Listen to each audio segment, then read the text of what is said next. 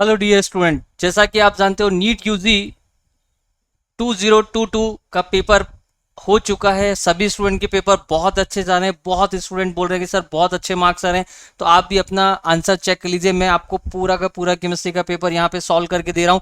थोड़ा सा हम फटाफट फटाफट सॉल्व करेंगे क्योंकि टाइम बहुत कम है। बहुत सारी चीज़ें जो है अभी आपको लिए मुझे लेकर आनी है। तो सबसे पहले यहाँ पे क्वेश्चन नंबर 51 देखिए आप।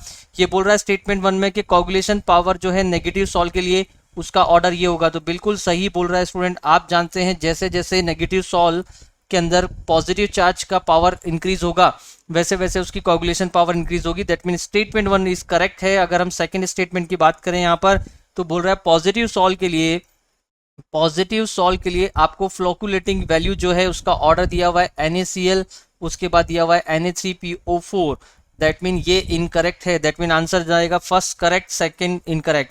अगर हम यहाँ पे 52 की बात करें student, question number 52, which statement regarding polymer is not correct. तो ये फैक्ट बेस है। थर्मोसेटिंग पॉलीमर आर जो है वो रीयूजेबल नहीं होते हैं। तो आंसर जाएगा आपके पास थर्ड।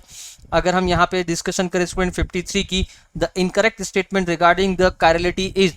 तो आप यहाँ पे ध्यान से देखिएगा। अगर आप 53 की बात करते हैं तो यहाँ पे एक ऑप्शन है इनेंशियोमर जो है वो एक दूसरे के ऊपर सुपर इम्पोजेबल होते हैं। गलत बात है स्टूडेंट।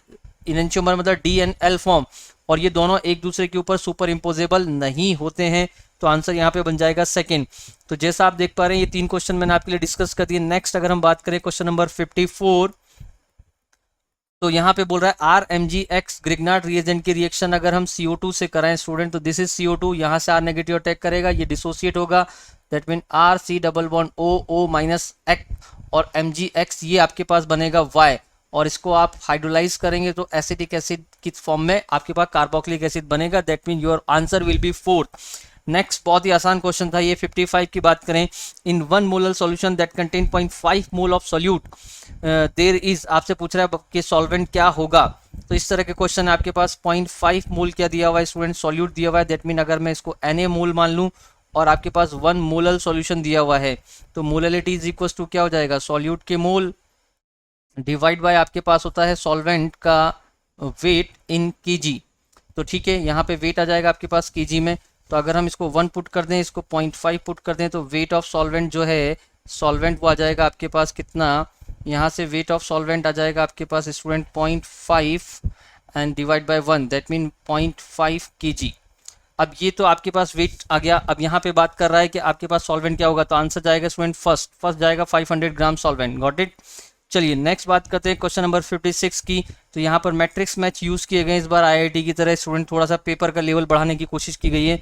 सबसे पहले आपको यहाँ हाइड्राइट दिए हुए हैं, यहाँ उनके नेचर दिए हुए हैं। तो सबसे पहले अगर हम बात करें तो फर्स्ट ए ग्रुप और सेकेंड ए ग्रुप के जो हाइड्राइड होते हैं जैसे MgH2, इसकी बात करें तो आप जानते हैं ये आयनिक हाइड्राइड होता है। उसके बाद अगर हम यहाँ पे लें तो मतलब ए के लिए रिगार्डिंग ऑप्शन बनेगा फोर्थ। बस इतना चेक करना था student, answer will be fourth. Got it.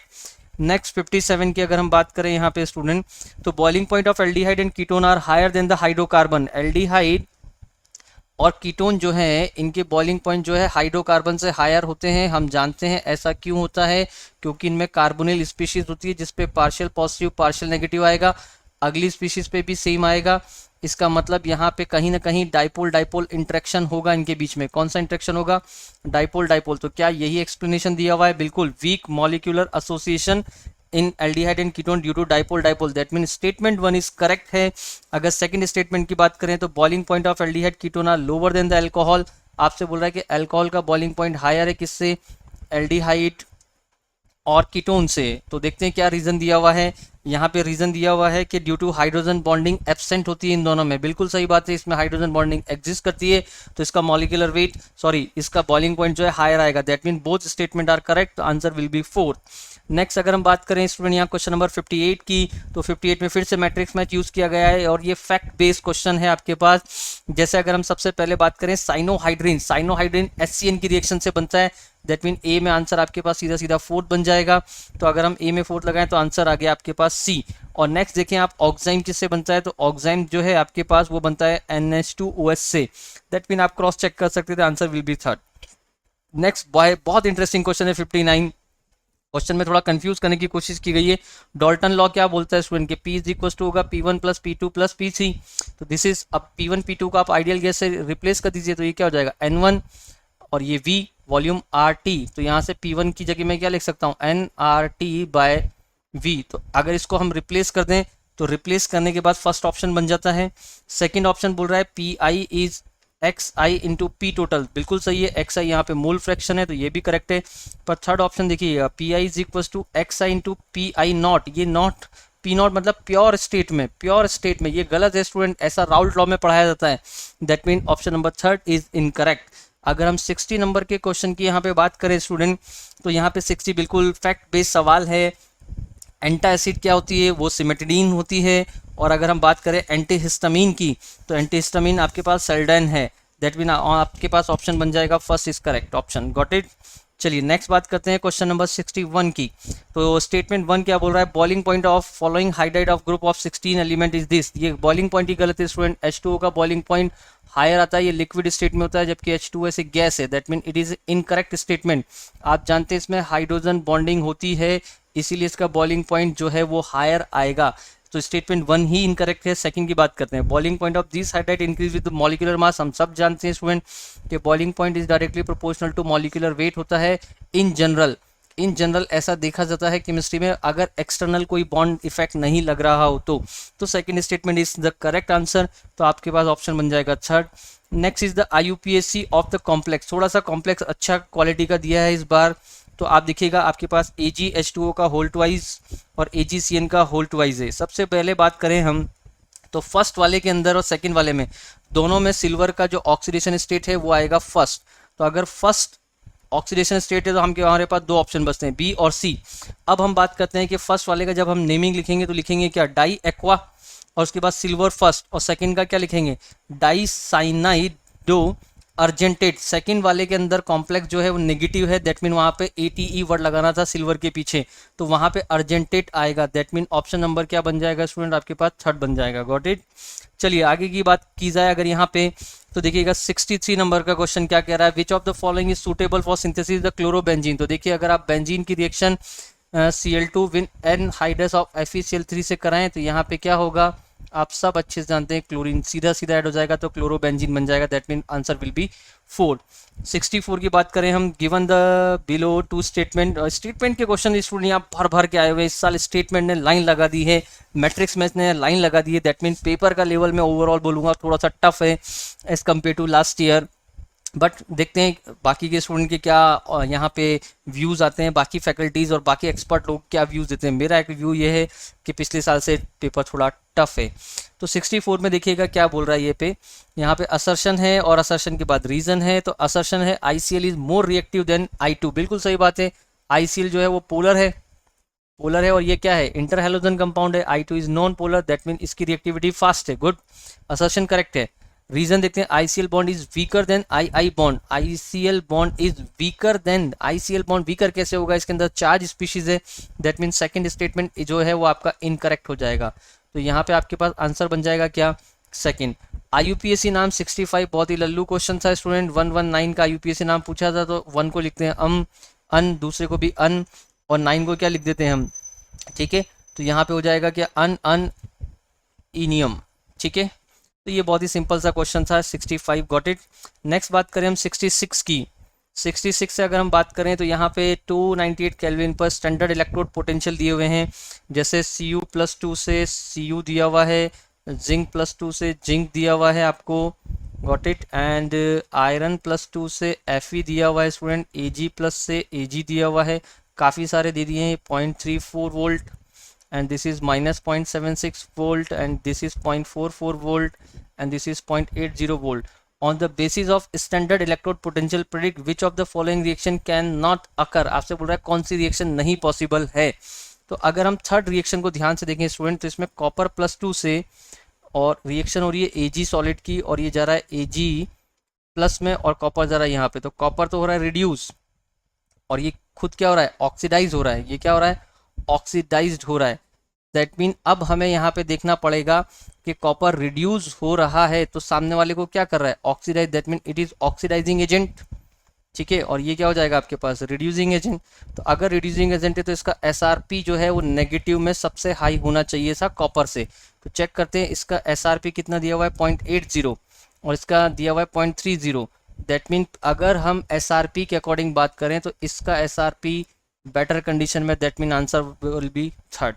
ठीक है, नेक्स्ट 67 नंबर का क्वेश्चन आपको क्या बोल रहा है यहाँ पे, which of the following compound is not aromatic compound. तो अगर आप ध्यान से देखेंगे तो थर्ड वाले के अंदर ध्यान से देखिए आप, यहाँ पर sp3 हाइब्रिडाइज कार्बन है, दैट मीन ये एक एरोमेटिक कंपाउंड नहीं हो सकता। ये एक सिंपल क्वेश्चन था। नेक्स्ट 68 की बात करें हम, चूज द करेक्ट स्टेटमेंट। तो यहाँ पे क्या क्या स्टेटमेंट है, diamond is covalent, graphite is ionic. Next पूरा diamond is sp3 hybridise and graphite is sp2 hybridise. बिल्कुल सही है, डायमंड के अंदर sp3 होता है कार्बन, ग्रेफाइट में sp2 होता है, बचपन से पढ़ते आ रहे हो आप। ग्रेफाइट आयनिक नहीं होता, ये गलत स्टेटमेंट है, तो 68 का आंसर जाएगा 2।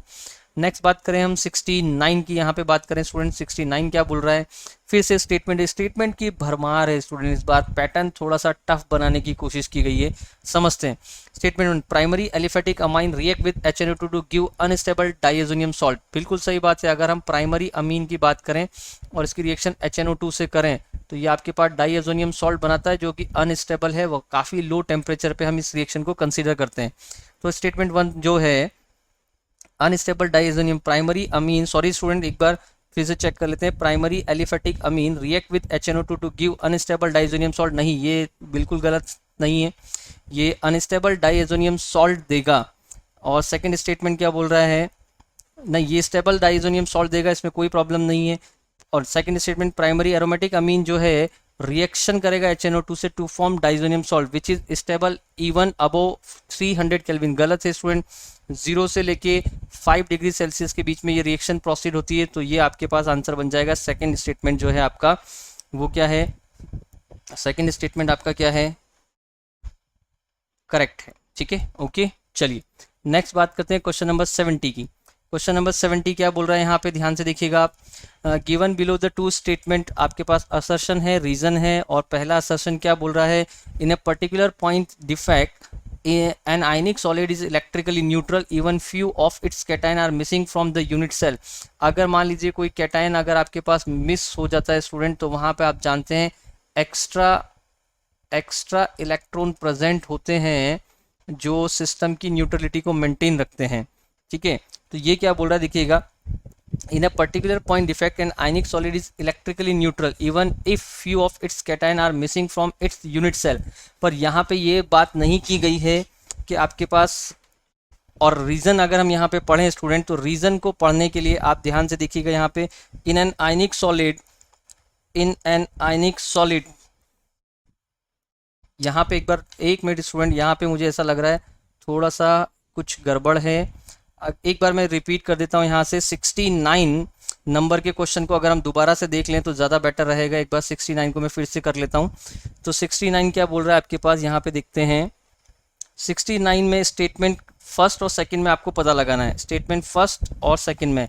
तो स्टेटमेंट फर्स्ट बोल रहा है कि primary aliphatic amine react with HNO2, ठीक है, और ये अनस्टेबल डाइजोनियम सॉल्ट बनाता है। तो अगर हम बात करें प्राइमरी अमीन की HNO2 के साथ रिएक्शन, तो ये जो डाइजोनियम सॉल्ट देगा स्टूडेंट 100% ये अनस्टेबल ही होगा।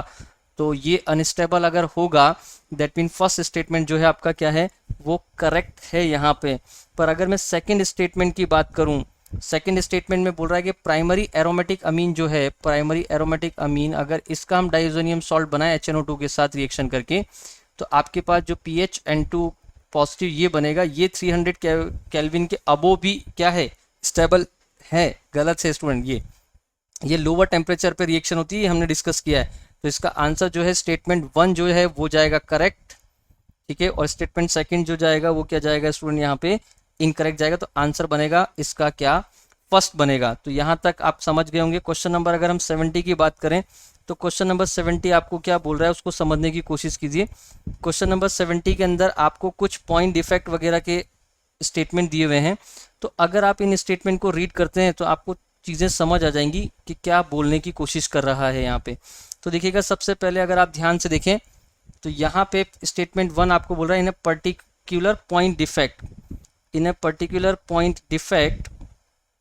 अब पर्टिकुलर पॉइंट डिफेक्ट का मतलब है कोई भी पॉइंट टाइप का डिफेक्ट हो सकता है यहाँ पे। इस पर्टिकुलर पॉइंट डिफेक्ट के अंदर इन आयनिक सॉलिड है आपके पास, ठीक है, एन आयनिक सॉलिड है।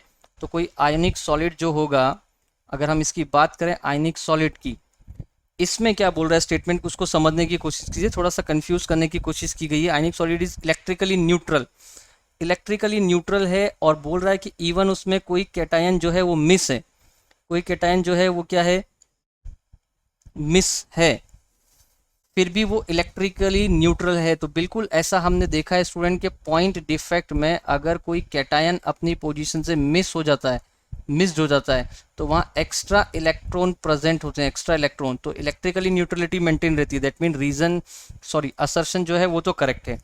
अब हम यहाँ पे बात करते हैं स्टूडेंट रीजन की।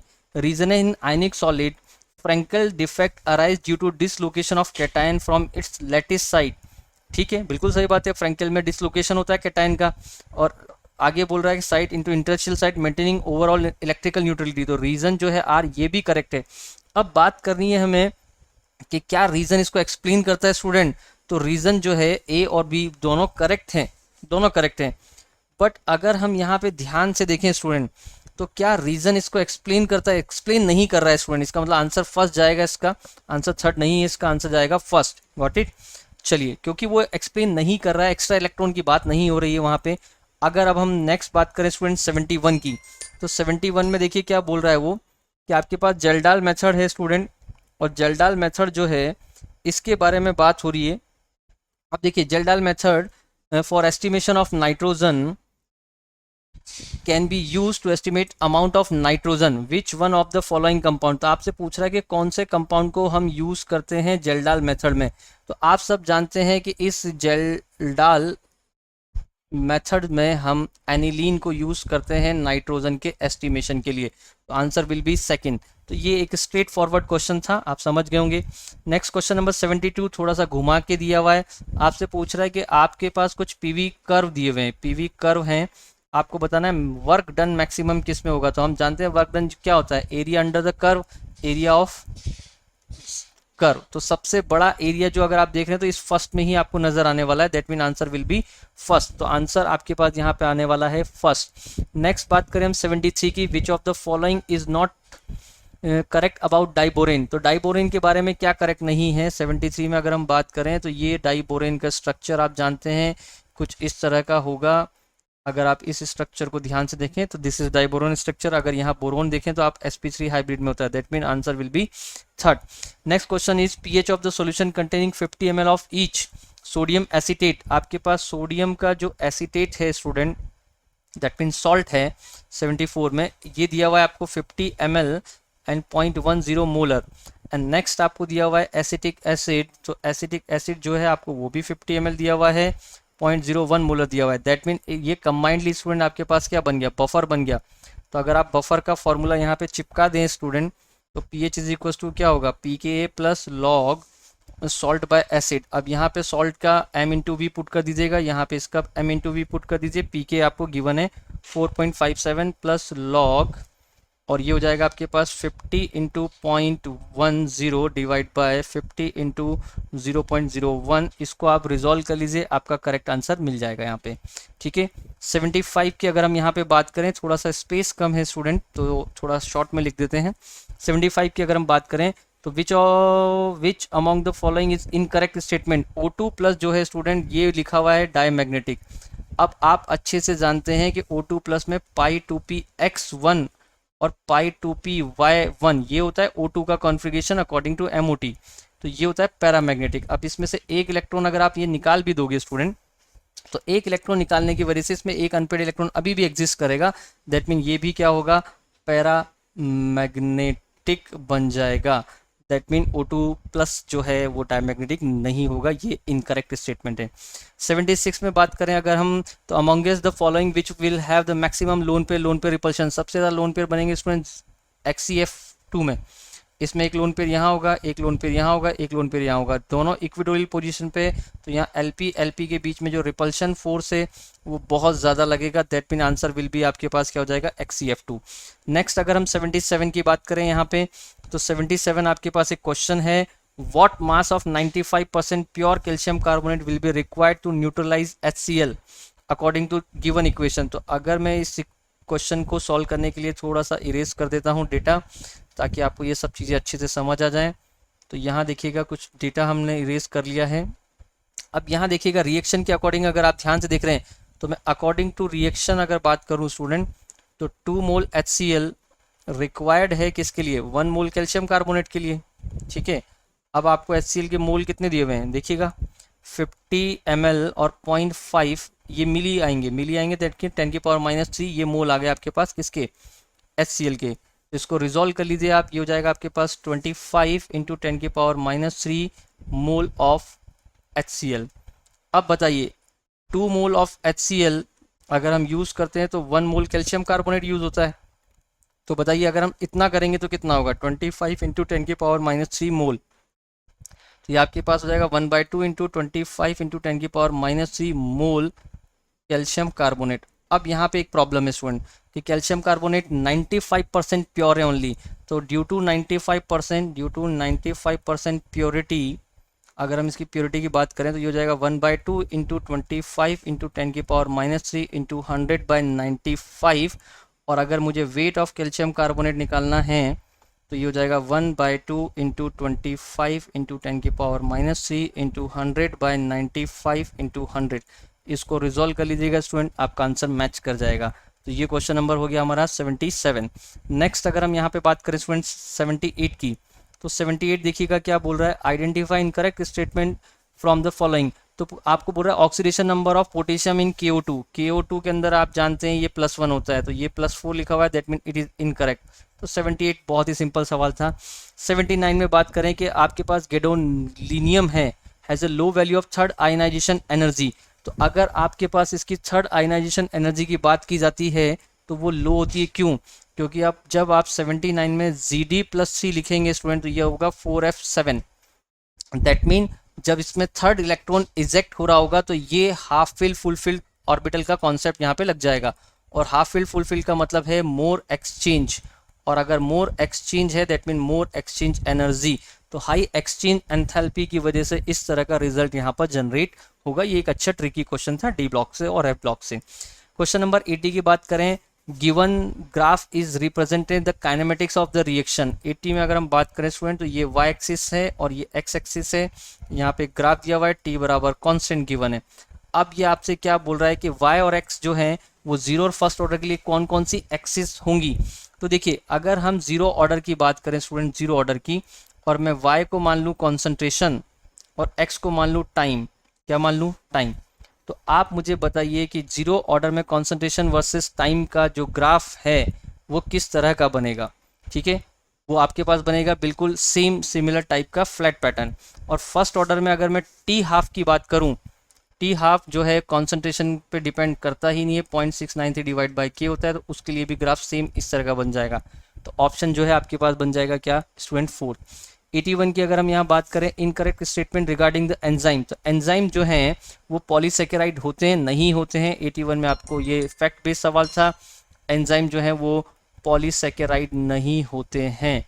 ठीक है, 82 की अगर हम यहाँ बात करें तो 82 में बोल रहा है incorrect the statement of the following, all five 4d orbital have similar shape with 3d। बिल्कुल सही है, 3d 4d सबके शेप सेम होते हैं।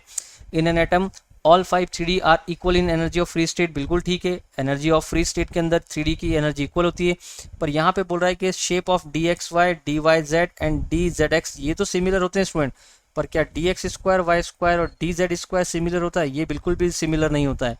दैट मीन आपका इनकरेक्ट आंसर आ जाएगा क्या, थर्ड आंसर बन जाएगा। ठीक है, 83 क्वेश्चन जो है वो आपके पास इलेक्ट्रोकेमिस्ट्री से दिया हुआ है। आपको बोला हुआ है कि MnO4- जो है इस तरह से रिएक्शन कर रहा है और उसका आपके पास पोटेंशियल दिया हुआ है और हाफ O2। अब पूछ रहा है आपसे कि क्या पर मैग्नेट आयन जो है O2 रिलीज करेगा। अगर मैं इसको रिएक्शन से सॉल्व करूं स्टूडेंट तो देखो ये MnO4-, ठीक है, 8H+ प्लस 5 इलेक्ट्रॉन, ठीक है, ये हो गया Mn+2 और 4H2O। ठीक है, अब यहाँ पे देखिएगा आप नेक्स्ट, इसके अंदर ध्यान से देखिएगा, यहाँ पे इसका क्या लिखा हुआ है स्टूडेंट, क्या लिखा हुआ है, SOP लिखा हुआ है। तो इसका SRP कितना हो जाएगा, SRP हो जाएगा 1.510 वोल्ट। नेक्स्ट रिएक्शन को अगर हम देखें हाफ O2, तो मैं इसको रिवर्स कर देता हूँ स्टूडेंट, रिवर्स करके इसको हम ऐड कर लेंगे। तो ये हो गया 2 electron 2H+ and half of O2। अब इन दोनों को सेम करने के लिए मैं इसको 5 से और इसको 2 से मल्टीप्लाई कर देता हूँ। जैसे ही मैं इनको करूँगा यहाँ पे इसका पोटेंशियल देखिए, इसका SRP क्या गिवन है इसका SRP गिवन है 1.223। तो जैसे ही मैं इसको 5 से इसको 2 से मल्टीप्लाई करूंगा तो मेरे पास रिएक्शन बन जाएगी कुछ इस टाइप की कि 2MnO4 माइनस, मैं मोटा मोटा लिख रहा हूँ स्टूडेंट, और इधर मिल जाएगा आपके पास H2O और कुछ H प्लस बच जाएगा, इलेक्ट्रॉन कट जाएंगे, इधर आ जाएगा मेनली Mn+2 और इधर आ जाएगा O2। ठीक है, 5/2 O2। तो आप देखिए ये O2 रिलीज होगी। अब इस रिएक्शन का अगर मैं ई सेल निकालूं तो ई सेल मेरे पास आ जाएगा ई कैथोड माइनस ई एनोड। कैथोड कौन है? कैथोड आपका MnO4 माइनस वाली रिएक्शन बना रही है, that mean it is 1.510 minus ये कितना हो जाएगा आपके पास 1.223, दैट मीन ये पॉजिटिव में आएगा 287। और अगर ये पॉजिटिव में आएगा तो ये प्रोसेस पॉसिबल नहीं है, क्योंकि सेल पोटेंशियल नेगेटिव आता है तभी रिएक्शन प्रोसीड होती है, गिब्स तभी नेगेटिव आता है। Got it? तो इसका आंसर आएगा 4। 84 की अगर हम यहाँ पे बात करें स्टूडेंट, तो 84 नंबर का क्वेश्चन क्या कह रहा है? मैट्रिक्स मैच, मैंने आपको बोला भर भर के आए इस बार मैट्रिक्स मैच। सीजियम जो है आप सब जानते हैं फोटो इलेक्ट्रिक सेल में यूज होता है, बिल्कुल होता है। तो ए में तो आपके पास आंसर बन गया 4। अगर आप इतना भी कर देते तो आंसर टिक्का मार गया, 4th आंसर आ गया। ये लीजिए, पूरा करने की जरूरत ही नहीं है। ठीक है, चलिए गुड। और आप जानते हैं KOH क्या करता है? KOH जो है CO2 को एब्जॉर्ब करता है, सोडियम जो है आपका वो रिएक्टर में यूज होता है, और लिथियम जो है आपका वो क्या है, इलेक्ट्रोकेमिकल सेल में यूज होता है। ठीक है, तो ये आपको समझ आ गया होगा। 85 की अगर हम यहाँ पे बात करें स्टूडेंट, तो 85 क्या कह रहा है? Acidic strength of mono substituted nitrophenol. Organic के क्वेश्चन थोड़े मुझे लग रहा है सिंपल आए हैं। मोनो सब्स्टिट्यूटेड नाइट्रोफिनॉल है आपके पास। ठीक है, तो ये फिनॉल और मोनो सब्स्टिट्यूटेड नाइट्रोफिनॉल है आपके पास, तो ये नाइट्रो लगा लेते हैं, मान लीजिए कहीं पे भी is higher than the phenol, कहीं पे भी लगा लीजिए। तो इसमें ये इलेक्ट्रॉन विड्रॉइंग ग्रुप है, तो अगर इसको मैं फिनॉल से कंपेयर करूं तो क्या एसिडिक स्ट्रेंथ आएगी? हम जानते हैं acidic strength is directly proportional two electron withdrawing group होता है। दैट मीन स्टेटमेंट इज तो करेक्ट है। स्टेटमेंट सेकंड बोल रहा है कि ortho nitrophenol, Meta nitrophenol, para nitrophenol will have the same acidic strength. बिल्कुल बकवास कर रहा है स्टूडेंट। ऑर्थो नाइट्रोफिनॉल, ये ऑर्थो नाइट्रोफिनॉल जो है, और पैरा मेटा, इसके अंदर आप जानते हैं मेटा पोजीशन पे तो रेजोनेंस होता ही नहीं है, तो वहां पे आपके पास सिर्फ -I इफेक्ट लगेगा। That mean second statement is incorrect statement. तो 85 का आंसर आएगा क्या? 2। अब नेक्स्ट हम बात करते हैं यहाँ पे pollution due to section B. ये सेक्शन बी भी चेक कर लेते हैं फटाफट से student. Pollution due to oxide of sulphur get enhance due to the presence of, ये स्टूडेंट एकदम फैक्ट बेस्ड सवाल है, इसमें आंसर आएगा ए पार्टिकुलेट मैटर, बी आएगा ओजोन एंड डी आएगा हाइड्रोजन पेरोक्साइड। नेक्स्ट 87 की बात हम अगर करें यहाँ पे, तो इस तरह का कुछ कंपाउंड दिया हुआ है स्टूडेंट, देख लेते हैं एक बार। कंपाउंड थोड़ा सा दिख नहीं रहा है अच्छे से, ये और यहाँ पे ब्रोमीन लगाया हुआ है। आपसे बोल रहा है कि इसका IUPAC नाम क्या आएगा? तो अगर मैं यहाँ नंबरिंग करूँ 1 2 3 4 5 6 7, तो आपके पास एक बार चेक कर लीजिए। अच्छा, ब्रोमीन के नहीं, यहाँ पे नहीं लगा हुआ है कार्बन, यहाँ ब्रोमीन है स्टूडेंट, तो यहाँ पे 1 होगा, दिस इज 2, दिस इज 3 4 5 6, तो 6 की मेन चेन बनेगी हेक्सेन, और 5 पे क्या दिख रहा है आपको? क्लोरो, और 1 पे क्या दिख रहा है? ब्रोमो। ठीक है, और ऑल कितने पे दिख रहा है? 3 पे, तो answer will B 4th। Got it? Next बात करें हम 88 की। यहाँ पे 88 की अगर हम बात करें यहाँ पे स्टूडेंट, तो 88 क्या कह रहा है देखिएगा। 3O2 गैस है और 2O3 एक रिएक्शन है। इसका Kc आपको गिवन है कितना? 3 × 10⁻59, दिस इज 59। तो ये फॉर्मूला क्या बन जाएगा Kc का? O3 का स्क्वायर डिवाइड बाय O2 का होल क्यूब। तो यहाँ से आपसे क्या पूछ रहा है कि अगर मान लीजिए O2 की इक्विलिब्रियम पे कॉन्सेंट्रेशन 0.40 है, तो O3 बताइए कितना होगा? तो देखिएगा यहाँ से O3 का स्क्वायर निकालने के लिए आप क्या करोगे? O2 का क्यूब मल्टीप्लाई बाय 3 × 10⁻59 कर दें। यहाँ पुट कर दीजिए इसकी वैल्यू 0.40 का होल क्यूब, थोड़ा सा कैलकुलेटिव है, 3 × 10⁻59, ये O3 का होल क्यूब आ गया।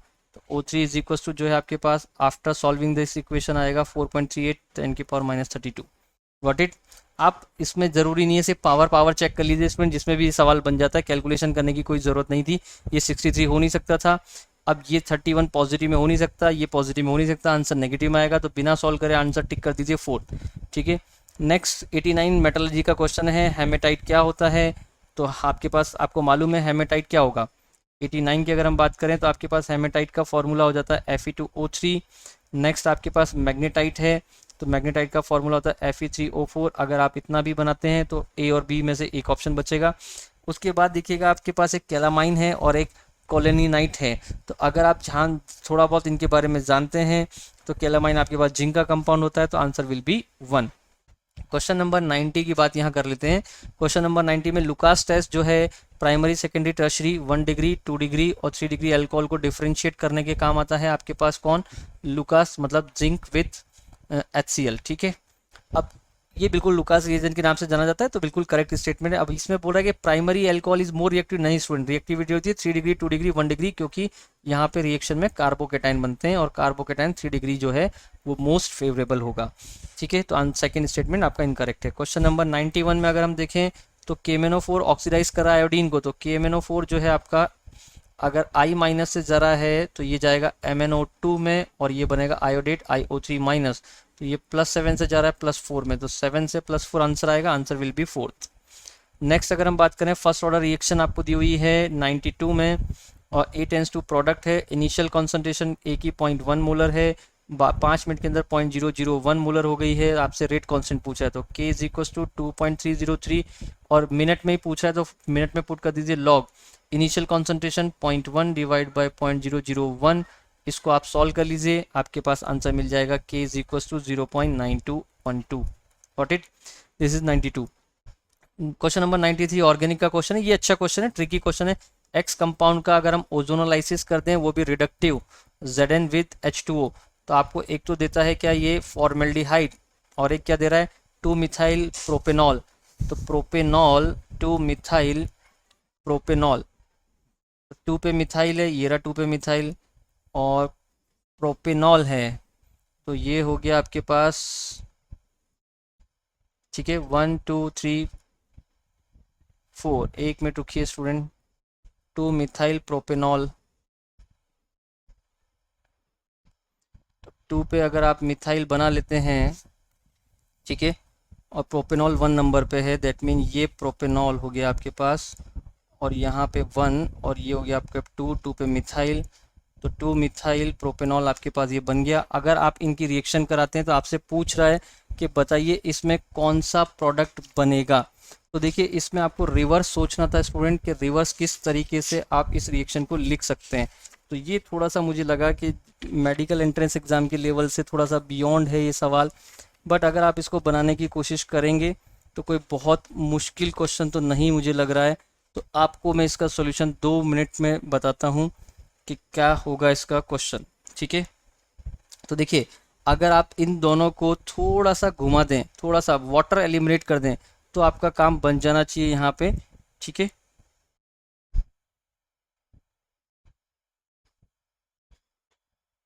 तो यहाँ पे थोड़ा सा मुझे पूरा लिखना पड़ेगा स्टूडेंट, तभी आप शायद इसको समझ पाएंगे। तो मैं एक बार ऐसा करता हूँ, इसको पूरे को यहाँ पे ले लेता हूँ कि आपके पास क्या क्या प्रोडक्ट बन रहे हैं। तो अगर हम प्रोडक्ट की बात करें तो यहाँ पे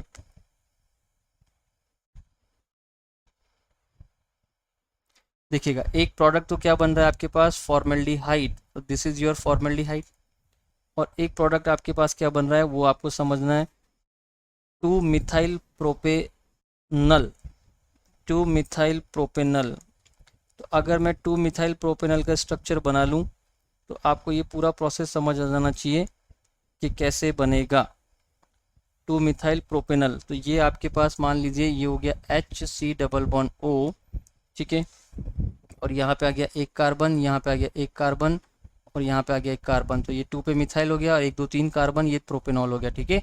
अब यहाँ पे ध्यान से देखिएगा आपको कुछ क्या करना था स्टूडेंट, ये फॉर्मेल्डिहाइड और ये आपके पास प्रोपेनॉल का C⋯O CH3 और दिस इज CH3, तो यहाँ से आप इसको हटा दीजिए, डबल बॉन्ड लगा दीजिए, तो ये कुछ इस तरह की स्पीशीज बनेगी आपके पास। देखिएगा यहाँ से आपके पास आ जाएगा CH3, यहाँ से आ जाएगा CH3, तो अगर आप ध्यान से देख रहे हैं तो ये हो जाएगा 1 2 3 4 और 3 पे मिथाइल, तो ये हो जाएगा 3 मिथाइल और ब्यूट 1 इन। ये इस तरह का क्वेश्चन था, तो थोड़ा सा ट्रिकी क्वेश्चन है, नथिंग एल्स।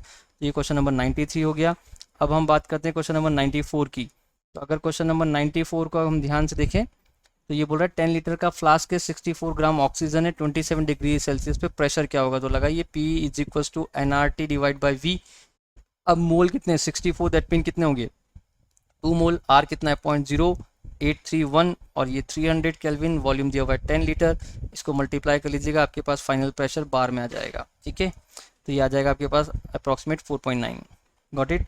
क्वेश्चन नंबर 95 की अगर हम बात करें तो आपसे पूछ रहा है order of energy absorb which is responsible for the colour of complex. तो यहाँ पे ध्यान से देखिएगा, अगर आप ध्यान से देख रहे हैं तो यहाँ पे H2O का होल 2 है, En का होल 2 प्लस 2 कॉम्प्लेक्स है। उसके बाद अगले कॉम्प्लेक्स में H2O का होल 4 है और En है और प्लस 2 है।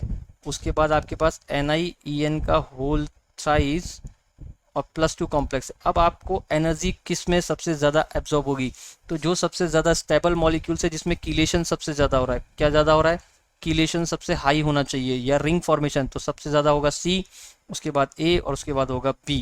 तो CAB आपके पास आंसर आ जाएगा सेकेंड। क्वेश्चन नंबर 96 थोड़ा सा शानदार क्वेश्चन है स्टूडेंट, मैं आपको इसका मेथड बता देता हूँ 96 का। आपके पास यहाँ पे एक तो एसीटोन है और एक आपके पास है 2 पेंटेनॉन। तो 2 नंबर पे ऑन है और पेंटेनॉन है, तो ये पेंटेनॉन है। अब इसकी NaOH के साथ रिएक्शन की हुई है फर्स्ट स्टेप में, बाद में इसको हीट किया हुआ है, that mean aldol condensation type का रिएक्शन बनेगा। एक बात आप इसका न्यूक्लियोफाइल बना के इस पर अटैक कीजिएगा, फर्स्ट मेथड, फिर इसका सेल्फ प्रोडक्ट बनाइएगा, एक इसका सेल्फ प्रोडक्ट बना दीजिएगा, फिर एक बार इसका न्यूक्लियोफाइल बनाइएगा और इस पर अटैक कीजिएगा और एक बार इसी पर अटैक कीजिएगा। टोटल 4 प्रोडक्ट बना के आपको चेक करना पड़ेगा। तो आप चेक कर लीजिएगा, इसमें आंसर 1 आएगा जो कि नहीं बनेगा यहाँ पे किसी भी केस में। क्लियर?